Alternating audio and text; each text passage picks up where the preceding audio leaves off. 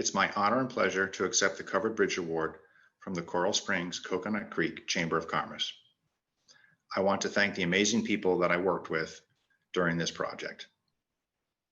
My coworkers, Coral Springs city staff, the businesses in Coral Springs, and the Fire Training Academy cadets.